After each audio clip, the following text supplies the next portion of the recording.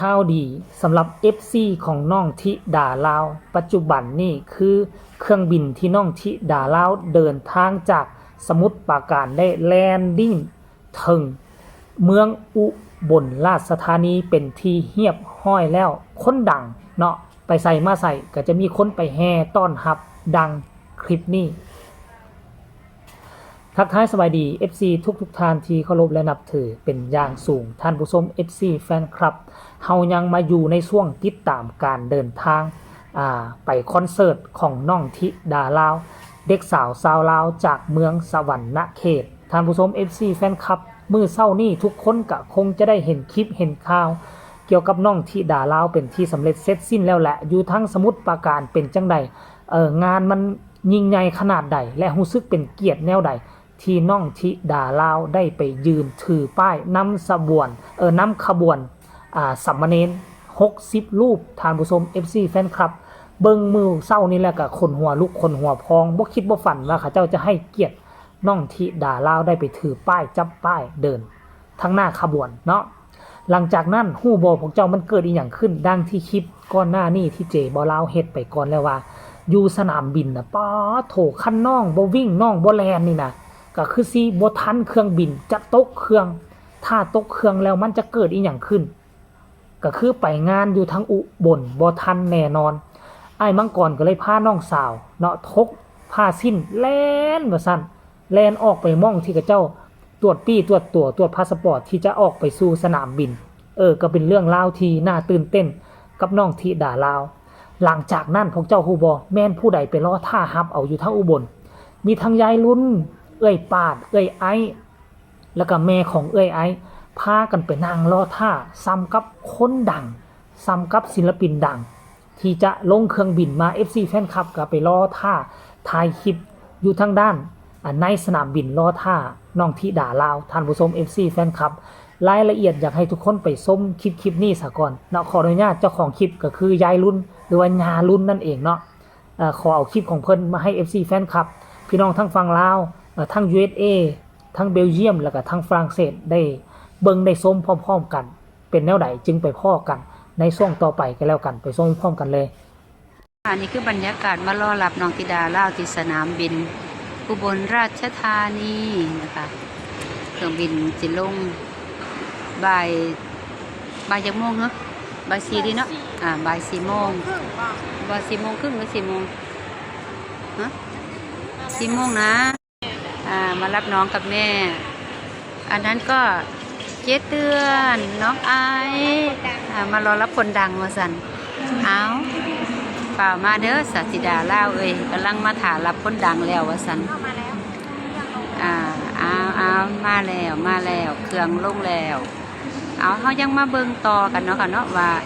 สิมากันแบบใดตื่นเต้นซ้ำใดธิดาลาวสิมีความตื่นเต้นขี่โมขี่คุยให้ฟังซ้ำใดยังมาชมคลิปกันต่อไปเนาะจ้ามิติกับมิติกับเจียนเจยันเป็นสร้างบ่ยังบ่กินกับเพิ่นบ่มีข้าวเพิ่นมีแต่สปาเกตตีบ่ลูกบ่เพิ่นบ่มีข้าวเพิ่นมีสปาเกตตีว่าติใช่แล้วค่ะว่าก็กินสปาเกตตีตัวมันแซ่บแม่ไก่ย่างส้มตำที่ดาจังสิเรียกค่ะจะมากินส้มตำเอาน้ำอะไร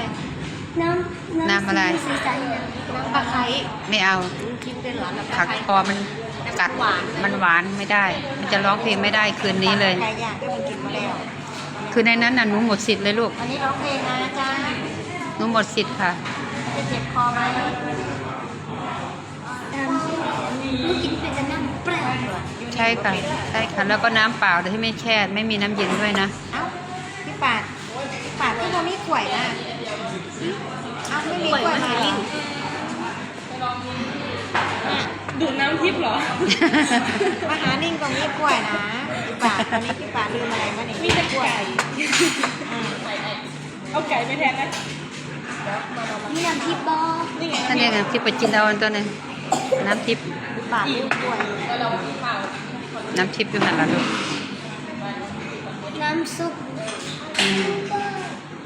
กินอะไรกินน้ำทิพย์เหมือนนั่นแหละน้ำแข็งมันก็กินก็ได้ไม่ต้องถามน้ำเปล่าอย่างเดียวใส่ สั่งยัง นั่งหมดแล้วรอกินอย่างเดียวต้องให้เวลาข้าเจ้าทำก่อนลูก ปลาไข่ ฮะ ปลา ปลาเขาหมดก็เลยได้เป็นปลาทอดเป็นเพี้ยนปลาทอด จะไปเผากินอยู่หน้าเฮาที่นี่เพิ่นหมดแล้วเพิ่นขายดีหลายแต่มื้อเช้านี่เพิ่นขายดีหลายเพิ่นก็เลยหมดแล้วลูก พี่ไอ้ทำทรงผมไม่รอเลย เอาก็คิดว่าจะได้ขึ้นแต่หัวค่ำวันนี้พ่อหนูเลยถามพ่อหนูว่า4 ทุ่มพุ่นน่ะ ไปทำใหม่เดี๋ยวต้องแต่งหน้าให้พี่ไอ้ อ่า ต้องแต่งหน้าให้เสียเดี๋ยวแต่งให้ อืมกักเนาะ เป็นแม่คนที่เจอเป็นใส่ต่างเลยนะเรื่องนี้ต่าง แล้วหัวเพชรบอก ตั้งหูเผ็ดบ่ แม่เพชรบอกหมด ผู้ใดซื้อมาให้ละ แม่บุ๋มอันนี้10 บาท ปะโทบ่แม่นได้20บ่แม่นบ่แม่นสิ39หรือ49อยู่บ่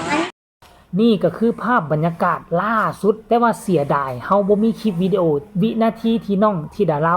ลงเครื่องบินมาแล้วมาเจอบรรดายายรุ่นกับเอ่ยปรารถนาเอ่ยไอต่างๆน่ะที่รอท่าต้อนรับอยู่ทางด้านใน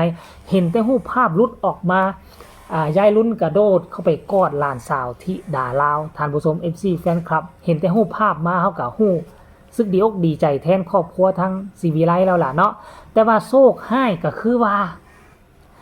งานแสดงค่ำคืนนี้บ่ได้แสดงด่วนบ่ได้แสดงไวได้บ่ได้ออกแต่หัวค่ำได้4 ทุ่มว่าสั้นเฮ้ย4 ทุ่มนี่มันบ่แม่นว่า11 โมงกลางคืนบ่10 โมงกลางคืน11 โมงกลางคืนเนาะ4 ทุ่มเนาะ โอ้โหยมันก็ดีแนวนึงไหนน้องธิดาลาวจะมีโอกาสได้พักได้พรเพราะว่าน้องน่ะเสร็จงานอยู่ที่ทางสมุทรปราการแล้วก็แล่นมาขึ้นเครื่องบินเลย